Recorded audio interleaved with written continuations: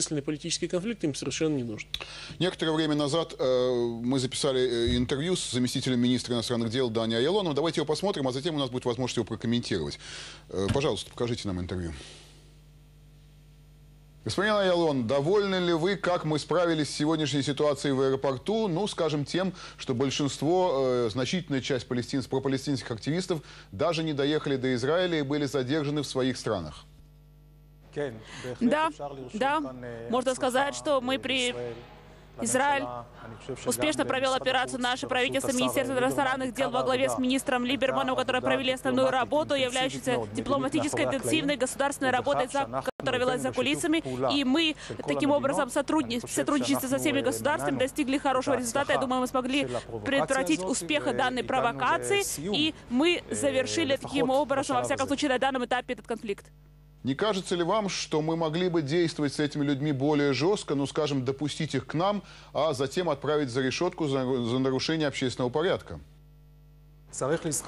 Надо помнить, что борьба не является борьбой во имя палестинцев, и, разумеется, не борьбой во имя мира. Это борьба анархистов, которые объединились для того, чтобы нанести ущерб государству Израиль, проведя акт делегитимации, цель которого инициировать, готовить и руководить этой палестинской автономией. И поэтому мы должны действовать решительно, но и в то же время изощренно и мудро. И я думаю, мудрость была предотвратить ситуацию, в которой создастся конфронтация, конфликты между этими анархистами и службами безопасности в Израиле, потому что именно то, что этого не добивались, фотографию, кадры по телевидению, в газетах и обвинить во всем Израиле. Мы предотвратили эту ситуацию, и это еще произошло в странах исхода этих деятелей.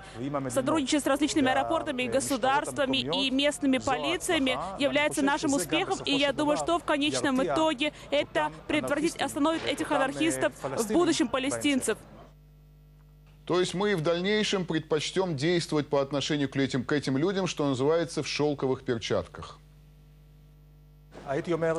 Я бы сказал, что успешная формула состоит в том, что надо вести себя с государственной точки зрения жестко, не поступаться нашими принципами, но в то же время вести себя умно в характере действий, для того, чтобы мы не позволили этим источникам, которые хотят вызвать провокацию по отношению к государству Израиль в официальном аэропорту государства Израиль. Мы смогли это предотвратить, я считаю, и поэтому мы преуспели в данной миссии. Скажите, пожалуйста, ожидаются ли подобные акции и в дальнейшем? Вообще отслеживаем мы этих людей, отслеживаем ли мы работу этих организаций? Не может ли такого случиться, что для нас что-то вдруг будет сюрпризом?